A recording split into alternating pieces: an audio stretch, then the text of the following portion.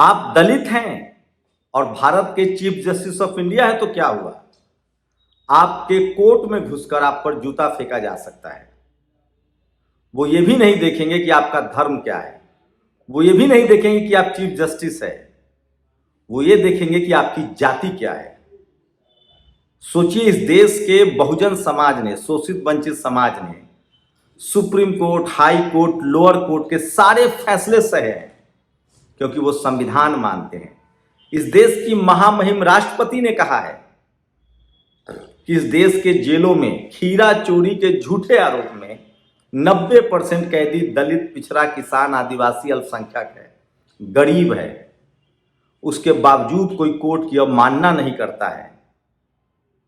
हम लोग फैसले के गुण और दोष पर बात करते हैं।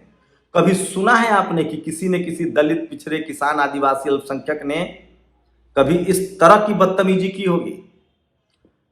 देश की राजधानी दिल्ली में सुप्रीम कोर्ट के अंदर एक जातिवादी, मनुवादी, संघी गुंडे ने सरेआम चीफ जस्टिस ऑफ इंडिया पर जूता फेंकने की कोशिश की।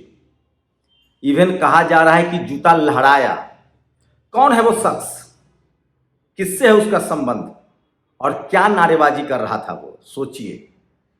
इसी बीच चीफ जस्टिस ऑफ इंडिया की माताजी ने आरएसएस के कार्यक्रम में जाने से इनकार कर दिया था। सोचिए, आप इस देश में जाति है कि जाति नहीं है?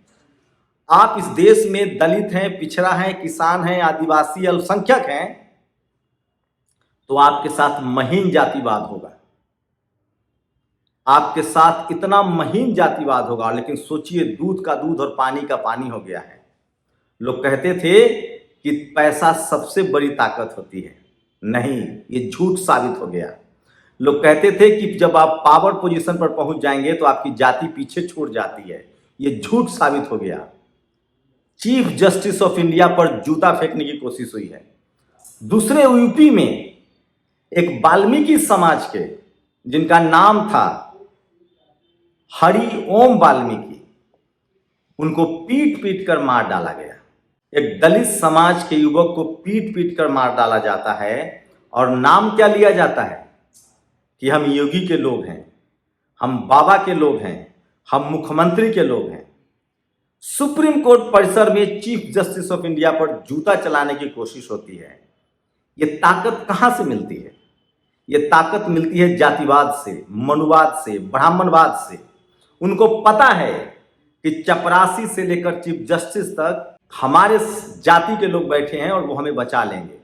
लेकिन चीफ जस्टिस ऑफ इंडिया ने साफ साफ कहा है कि हम इससे घबराने वाले नहीं हैं, इससे डरने वाले नहीं हैं। चीफ जस्टिस ऑफ इंडिया ने क्या कहा था कि जो काम आर्कियोलॉजिकल सर्वे ऑफ इंडिया का है वो करेगा। ये आर्कियोलॉजिकल सर्वे ऑफ इंडिया और भगवान के बीच का मामला है। सोचिए, उसके बाद कोर्ट परिसर में सनातन के नाम पर जूता चलाने की कोशिश होती है। एक मिश्रा जी जज थे, अयोध्या का मामला चल रहा था, बौद्ध भंते सुप्रीम कोर्ट गए थे क्योंकि वहां जो अवशेष मिल रहे हैं वो सब बुद्ध विहार के अवशेष थे। मिश्रा जी ने कहा था, हाउ डेयर यू, जुर्माना लगाया। एक ओबीसी का युवा सुप्रीम कोर्ट गया था, सिर्फ इतना कहा था कि सर, आरक्षण का मामला है, एससी एसटी का जज दे दीजिए या मुस्लिम समाज का जज दे दीजिए, जनरल कैटेगरी के जजों को मत दीजिए। उन पर जुर्माना लगा दिया गया था। आज तक सुना आरक्षण के खिलाफ सारे फैसले सुप्रीम कोर्ट से आए, किसी ने उफ तक किया हो? हाँ, फैसले के गुण और दोष पर बात होती है, लेकिन उस जज की व्यक्तिगत किसी ने निंदा की हो, उस जज को व्यक्तिगत रूप से किसी ने घसीटा हो? हम लोग कोलेजियम सिस्टम के खिलाफ है, लेकिन कभी भी किसी जज पर निजी तौर पर न तो आक्रमण हुआ है, न हमला हुआ है। लेकिन आज वो भी हुआ जो आज़ादी के 75 साल में नहीं हुआ था। आप कल्पना कीजिए कि आज बाबा साहब का संविधान है, आज दलित, पिछड़ा, किसान, आदिवासी, अल्पसंख्यकों का संवैधानिक अधिकार है, उसके बाद जूता फेंका जा रहा है।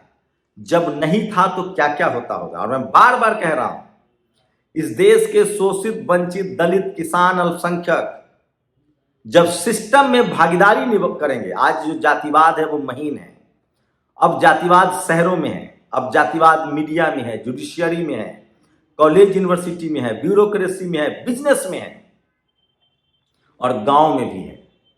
इस देश में जातिवाद का सबसे बड़ा विक्टिम समाज शेड्यूल कास्ट कम्युनिटी के लोग हैं, एससी समाज के लोग हैं, फिर पिछड़ा है, अति पिछड़ा है, आदिवासी हैं और अब सांप्रदायिकता के शिकार मुसलमान हो रहा है। और ये सब इसीलिए हो रहा है कि इस देश के जातिवादी मनुवादी सोच के लोग जो चपरासी से लेकर चीफ जस्टिस तक बैठे हुए हैं वो न्याय नहीं कर पा रहे हैं। इस देश में जातिवादी मनुवादी सोच के लोग जो मीडिया में बैठे हुए हैं वो जाति देखकर खबरें चला रहे हैं। नहीं तो इस देश को और बेहतर मुल्क बनाया जा सकता था।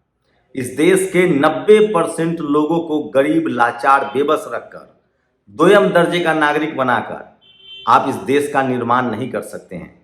ये जातिवादी मनुवादी सोच के लोग जातिवादी मनुवादी राष्ट्रवादी तो कतई नहीं हो सकते हैं, क्योंकि बाबा साहब ने कहा था कि जब मेरा हित और देश का हित आएगा तो मैं देश का हित चुनूंगा। सोशल मीडिया पर ये दोनों खबरें सबसे ज्यादा वायरल है, खासकर चीफ जस्टिस ऑफ इंडिया पर जिस तरह से जूते चलाने की कोशिश हुई है और यूपी में जिस तरह से हमला हुआ है। राहुल गांधी ने पीड़ित परिवार से बात की है। यूपी के बरेली में जिस हरिओम वाल्मीकि की हत्या हुई है, उन्होंने कहा था कि राहुल गांधी मुझे बचा लेंगे। इसके बाद बाबा के आदमी है कह के मार दिया गया। राहुल गांधी ने फोन से बात की है, उनके प्रदेश अध्यक्ष वहां पहुंचे हैं। उसके बाद आज सोशल मीडिया पर कैंपेन चल रहा है, दिल्ली में इंडिया गेट पर कैंडल मार्च होने वाला है और पूरे देश में लोग सवाल पूछ रहे हैं। तो सोचिए, लेकिन कुछ ऐसे लोग भी हैं जो इसको भी जस्टिफाई कर रहे हैं और सीजीआई पर जूता फेंकने की कोशिश। प्राप्त जानकारी के मुताबिक सीजीआई जस्टिस गवई की कोर्ट रूम में जूता फेंकने वाला व्यक्ति वकील है। उसका नाम राकेश किशोर है, उम्र 71 साल है। वह जस्टिस गवई के उस बयान से आहत था जिसमें सीजीआई ने भगवान विष्णु को लेकर टिप्पणी की थी। जब उसने सीजीआई की तरफ जूता फेंकने की कोशिश की, कोर्ट रूम में मौजूद दिल्ली पुलिस के कांस्टेबल ने उसे तुरंत पकड़ लिया। पुलिस जब उसे कोर्ट रूम में ले जा रही थी, उसने जोर से बोला, सनातन धर्म का अपमान नहीं सहेगा हिंदुस्तान। क्या यही देखना बाकी है? ये सोचिए, इनका सनातन धर्म के नाम पर यही संविधान इनके धर्म की भी सुरक्षा की बात कहता है। आप सोचिए, इन लोगों को अंधविश्वास और पाखंड कितना प्यारा है। ये धर्म नहीं है। धर्म किसी को नहीं कहता है हिंसा करने के लिए। धर्म तो बुद्ध का धम्म है जिसमें इंसानियत है, बराबरी है। धर्म तो संविधान है हमारा, जिसमें पशु पक्षी स्त्री पुरुष सबको बराबर का अधिकार है। लेकिन सोचिए, कुछ जातिवादी मनुवादी भी इसको जस्टिफाई कर रहे हैं। तो ये सबसे बड़ी खबर है और आज पूरा सोशल मीडिया में है जो लोग सवाल पूछ रहे हैं कि किस तरह से जब इस देश में चीफ जस्टिस पर जूता चलाया जा सकता है। लोग पूछ रहे हैं, जाति देखिए, धर्म नहीं। ये सबसे बड़ी और डरावनी खबर है और मैं इसीलिए कह रहा हूं, ये सब कुछ इसीलिए हो रहा है कि यहाँ डाइवर्सिटी नहीं है। अब दूसरी बड़ी खबर यूपी से है। यूपी में एक दलित समाज के शख्स की हत्या कर दी गई है, हरिओम वाल्मीकि की। वहीं उसी यूपी में चंद्रशेखर आजाद ने ट्वीट किया है, गोंडा जिले के इटिया धोक में भवानीपुर खुद बंधक में आतंकवादी द्वारा 15 वर्षीय मंगलदेव वर्मा पटेल की भी बेरहमी से हत्या हुई है। तो यूपी ने जातीय हिंसा के रिकॉर्ड तोड़ दिए हैं। आंकड़े बता रहे हैं, एनसीआरबी के आंकड़े बता रहे हैं कि सबसे ज्यादा 36,476 अपराध जो है वो उत्तर प्रदेश में हुए अनुसूचित जाति के खिलाफ अपराध में यूपी टॉप पर है। 20,973 बिहार में, 18,418 राजस्थान में, 16,952 मध्य प्रदेश में।